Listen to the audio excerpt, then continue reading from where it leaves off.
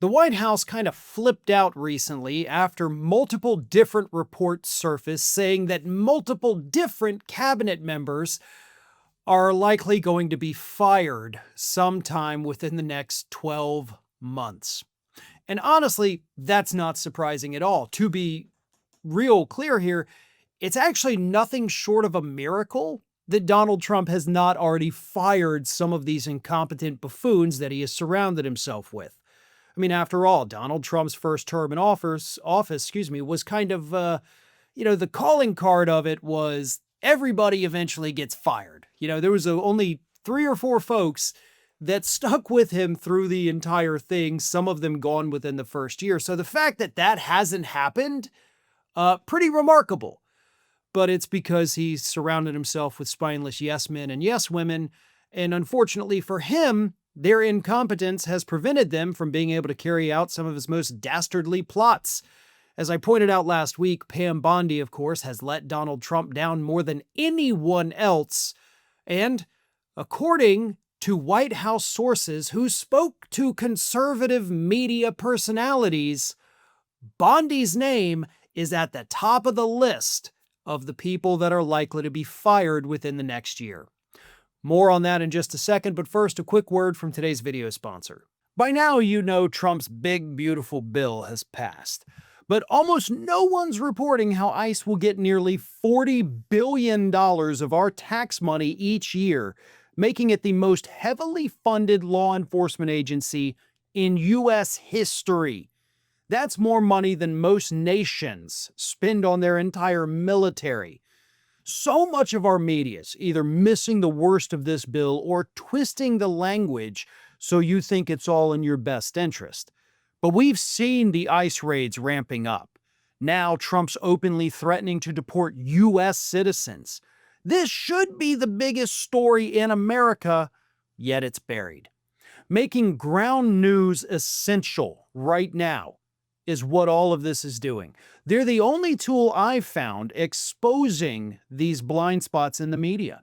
By gathering the world's news in one place, organizing it by story, then analyzing just how far-right and radical each unbiased source actually is, you get way more context than you ever would anywhere else.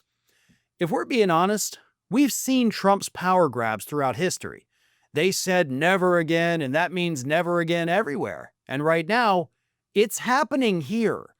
So if you want to stay ahead on immigration, the economy, or simply finding the stories missing from your news feeds, Ground News has you covered. Their app and website is a smarter, more reliable way to stay informed at a time when MAGA is banking on us to stay distracted. So I've partnered with them to get you 40% off the same Vantage plan that I have been using.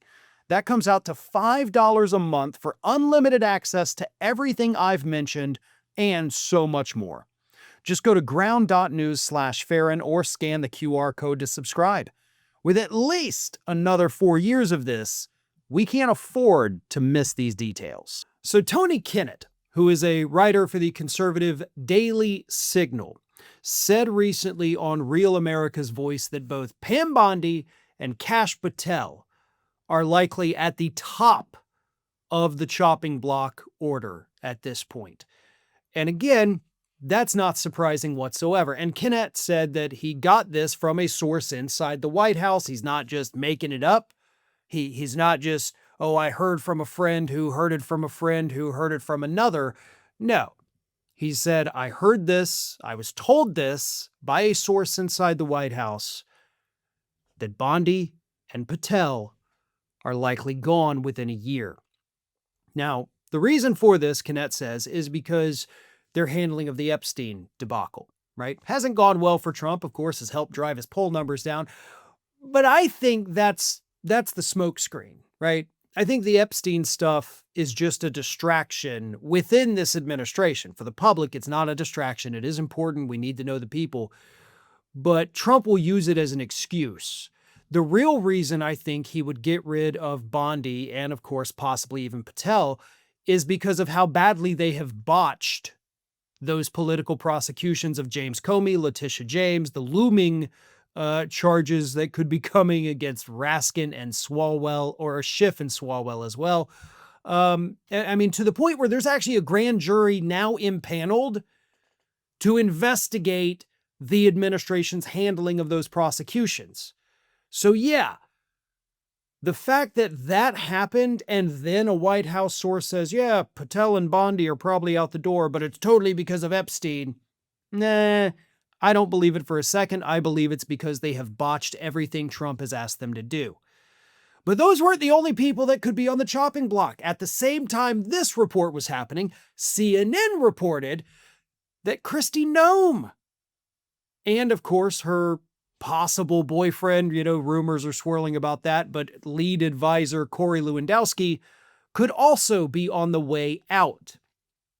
Now, that one I don't believe for a second. Donald Trump loves Kristi Noem. Kristi Noem has not disappointed Donald Trump, the way that Pam Bondi has. Kristi Noem has followed Donald Trump's orders to a T. She's not, she gets made fun of by South Park a lot, and they do a phenomenal job with it, but she doesn't have the string of failures that Pam Bondi and Kash Patel have. So I don't know about that. Lewandowski, on the other hand, totally different story. People within the Department of Homeland Security, it's been reported, absolutely hate Lewandowski. Lewandowski is a little too vicious. He is a little too, ambitious. And ambition underneath Donald Trump can absolutely get you canned. But the White House pissed off by these reports, as I said. So they sent their attack dog out there, and Caroline Leavitt got on social media and said this. This story is 100% fake news, and the White House repeatedly told this to CNN in the strongest possible terms. What are strong terms? What does that mean? Right? Can we just stop for a minute and understand that these people use words and phrases that even they don't know what it means? They think it sounds good. They think it sounds powerful, right? Like, in the strongest terms possible. What terms? What were the strong terms? I want to know that, and I want to see people asking these questions make them look as stupid as they sound. Okay? Can we just all agree to start doing that? Because it would be hilarious. But she continues. Yet they still wrote the story because their ratings are dying, so they drive off drama that doesn't exist. Or they thrive off drama, excuse me. The truth is, President Trump could not be happier with his cabinet. Shame on you, CNN. I don't think he's super happy with his cabinet, to be honest with you, Caroline. I do think, obviously, he's mad that Pam Bondi keeps failing him. He's mad that Robert F. Kennedy Jr.'s quack pseudoscience is, of course, driving down his approval ratings, driving down Kennedy's approval ratings. Kennedy is still, believe it or not, Kennedy is still the least popular member of Trump's cabinet. We've got drunken Hegseth invading Mexico by accident, Pam Bondi prosecuting Trump's political enemies with no evidence or crimes committed by these people, Kristi Noem carrying out some of the most disturbing immigration raids, having her ICE agents rough up U.S. citizens and bystanders, and yet still the most hated person is Robert F. Kennedy Jr. That is quite remarkable. But somebody's gonna go. This administration, the cabinet, has made far too many very public mistakes for Donald Trump to suffer this much longer. Somebody will be fired, and it's going to be really fun to see who that is. Hey everyone, we are maybe just days away from hitting 1 million subscribers.